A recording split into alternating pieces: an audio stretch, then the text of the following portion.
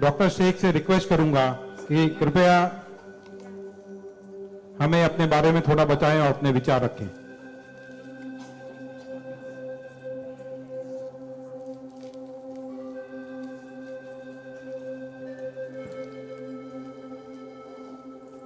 सबसे पहले तो मैं अल्लाह रब्बुल इज़्ज़त की बहुत ज़्यादा शुक्रगुजार हूँ कि उसने मुझे इतनी इज़्ज़त दी और इस मकाम तक पहुँचाया कि मैं अपनी लाइफ के जो फैक्ट्स हैं, जो जर्नी में आपके साथ शेयर कर सकूं।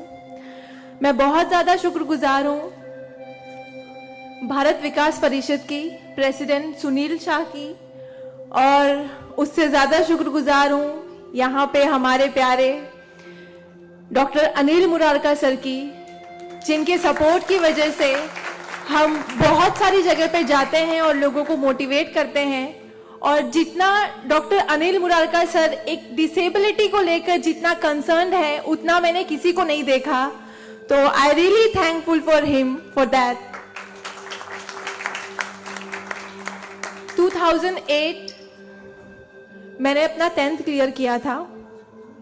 मैंने टॉप किया था पूरे जोगेश्वरी में विद 92.15% लेकर, और मेरा ख्वाब था कि मैं डॉक्टर बनूं और लोगों को सर्व करूं। मैं मिडिल क्लास से ताल्लुक़ रखती हूँ। मेरे जो अब्बू हैं वो वेजिटेबल वेंडर हैं, तो हमारे घर पे बहुत फाइनेंशियली प्रॉब्लम थी। तो मेरा बस एक ख्वाब था कि मैं डॉक्टर बनूं, लोगों की हेल्प करूं, और उसके लिए मैंने साइंस में एडमिशन लिया। देन 11th साइंस जब मैंने एडमिशन लिया, मेरा कॉलेज बैंड्रा में था और मेरा घर जोगेश्वरी में। मैं रोज़ लोकल ट्रेन से ट्रैवल करती थी Jogeshwari to Bandra. 7 October 2008 that was the day जब मैं कॉलेज से घर वापस आ रही थी। मेरे सेमेस्टर चल रहे थे उस वक्त, और सुबह 10 बजे का वक्त था। 10 बजे आप सब लोग मुंबई से बिलोंग करते हैं, सबको पता है लोकल ट्रेन में बहुत रश आर होता है। वो ट्रेन जब अंधेरी से निकली, मैं अपनी सीट से उठी और मुझे नेक्स्ट स्टेशन मेरा जोगेश्वरी था, मुझे वहाँ उतरना था। लेकिन मेरे सीट से उठने और स्टेशन के आने तक के बीच में वो एक लम्हा था जिसमें मेरी पूरी जिंदगी बदल गई। मैं जब सीट से उठी, उसके नेक्स्ट मोमेंट मैंने अपने आप को ट्रेन की पटरियों के नीचे पाया, और जब मेरी आंखें खुली तो वही ट्रेन जिसमें मैं ट्रैवल कर रही थी वो मेरी आंखों के ऊपर से बहुत तेजी से गुजर रही थी। एक लम्हे को लगा कि मैं कोई ख्वाब देख रही हूँ, लेकिन जब ट्रेन पूरी तरह से मेरे पैरों से गुजर गई, मैं वहाँ हेल्पलेस थी। और जब बहुत दूर जाके किसी ने चेन रोकी, वो ट्रेन रुकी, और उस ट्रेन को रुकता हुआ देखकर मुझे एहसास हुआ कि मैं कोई ख्वाब नहीं देख रही हूँ, मैं सच में ट्रेन से गिर चुकी हूँ, और मैंने अपनी दोनों टांगे उस ट्रेन के पहियों के नीचे आ गई है जिसमें मैं ट्रैवल कर रही हूँ। वो पूरी 12 डब्बे की ट्रेन मेरे पहियों से गुजर गई, किसी ने चेन रोकने की हिम्मत नहीं की।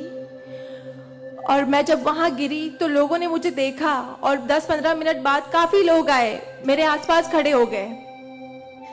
मेरे पास सेलफोन नहीं था। मैंने अपनी बैग से उस वक्त डायरी निकाली, मैंने लोगों को फरियाद की, बहुत रिक्वेस्ट की, बहुत रोया वहाँ पर कि मेरे घर पे एक फ़ोन कॉल करके बता दो कि मैं यहाँ पे हेल्पलेस पड़ी हूँ विथ हैवी ब्लीडिंग, मेरे बचने की कोई चांस नहीं है। एटलीस्ट मेरे घर वालों को पता होना चाहिए कि मैं यहाँ पे इस हालत में हूँ, मुझे लावारिस लाश बन के नहीं मरना है।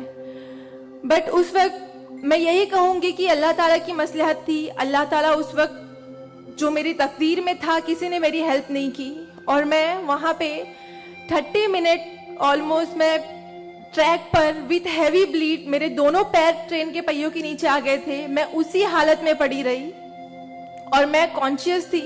मैं बस लोगों के सामने रो रही थी कि मुझे कोई पानी पिला दो, कोई घर वालों को कॉल कर दो, लेकिन किसी ने हेल्प नहीं की। And after 30 minute I got railway help. Then मुझे गवर्नमेंट हॉस्पिटल लेकर जाते हैं, वहाँ पर भी कुछ ओटी स्ट्राइक होता है, मुझे फौरी ट्रीटमेंट नहीं मिलता है। एंड देन मेरा एक्सीडेंट सुबह 11 बजे होता है, और मुझे 6 बजे जब मेरी फैमिली प्राइवेट हॉस्पिटल लेकर जाती है, then I got treatment. And उसके बाद 16 साल की थी मैं जब मेरे साथ ये एक्सीडेंट हुआ। आप समझ सकते हैं 16 साल की उम्र में 1 मिनट में मेरे 2 पैर कट गए थे, मैं डिसेबल हो गई थी, मैं हेल्पलेस हो गई थी, मैं खुद से उठ नहीं पा रही थी, ना बैठ पा रही थी, ना एक तरफ से दूसरी जगह मूव हो पा रही थी।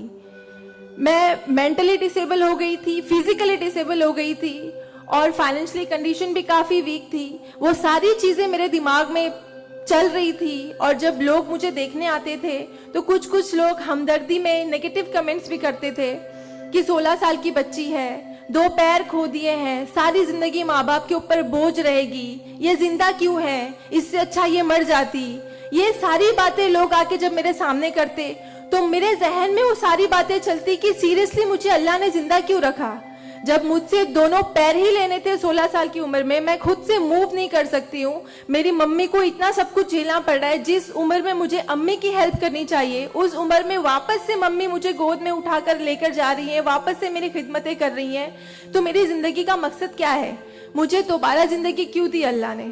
मैं बहुत शिकायतें करती थी अल्लाह से, मैं बहुत रोती थी, लेकिन उस मुश्किल वक्त में मेरे कॉलेज, मेरे स्कूल टीचर्स और बहुत से ऐसे नेक बंदे भी थे जिन्होंने मुझे हौसला दिया। उनमें सबसे पहले मेरी फैमिली आती है, मेरी बड़ी सिस्टर की फैमिली आती है। मेरी मम्मी ने मुझे एक जुमला कहा जो जिंदगी भर और मैं हर फंक्शन में बोलती हूँ, वो कि बेटा तुम रो मत, तुम्हारे साथ आज जो ये हादसा हुआ है, अल्लाह ने तुमसे सिर्फ 2 पैर लिए हैं, तुम्हारे पास तुम्हारा दिमाग है, तुम इतनी फास्ट ट्रेन से गिरी हो, तुम्हारे सर पे चोट लग सकती थी, तुम्हारी जान जा सकती थी, लेकिन अल्लाह ने सिर्फ तुमसे 2 मामूली पैर लिए हैं। क्या पता फ्यूचर में तुम्हारे लिए बहुत कुछ रखा हो।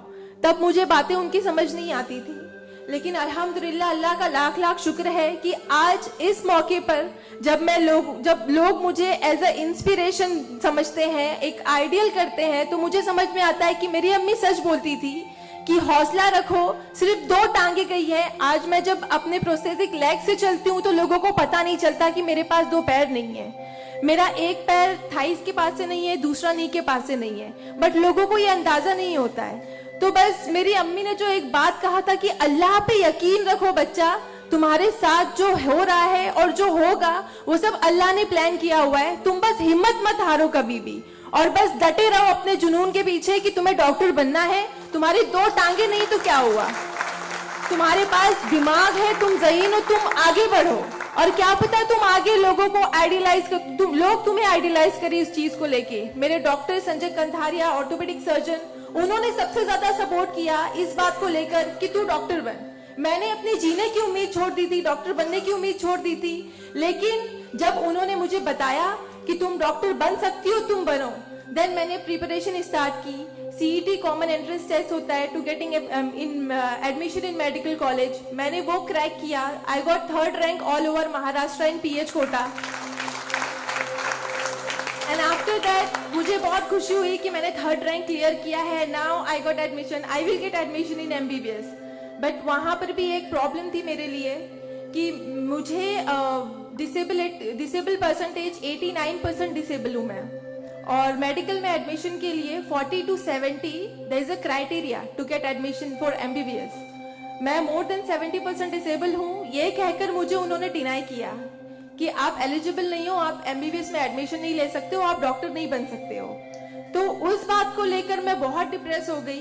देन मैंने वापस अपने डॉक्टर से हेल्प मांगी, उन्होंने मुझे एक मशवरा दिया कि आप हाईकोर्ट जाओ, बॉम्बे हाईकोर्ट। और जिस बात के लिए एक नॉर्मल स्टूडेंट को सिर्फ पढ़ाई करनी होती है, अच्छा रैंक लाना होता है, मुझे उस चीज के लिए मैंने वो किया, लेकिन उसके बाद भी मुझे बॉम्बे हाईकोर्ट जाना पड़ा।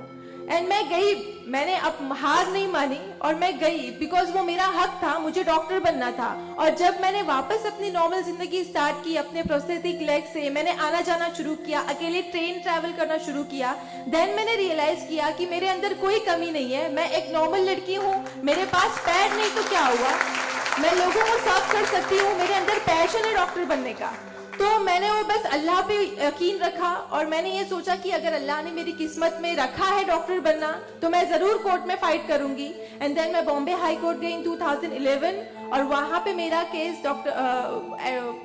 मोहित शाह, चीफ जस्टिस मोहित शाह ने देखा, उन्होंने मुझे ऑब्जर्व किया, मेरे प्रीवियस स्टडी रिकॉर्ड्स देखे, वो सारी चीजें देख के, और उन्होंने जब मेरा पैशन देखा डॉक्टर बनने का, सर्व करने का, देन उन्होंने मेरे फेवर में फैसला दिया। एंड 2011 अल्लाह का लाख लाख शुक्र है कि मुझे इंडिया के टॉप मोस्ट कॉलेज में एडमिशन मिला, which is Saint GS medical college and KM hospital.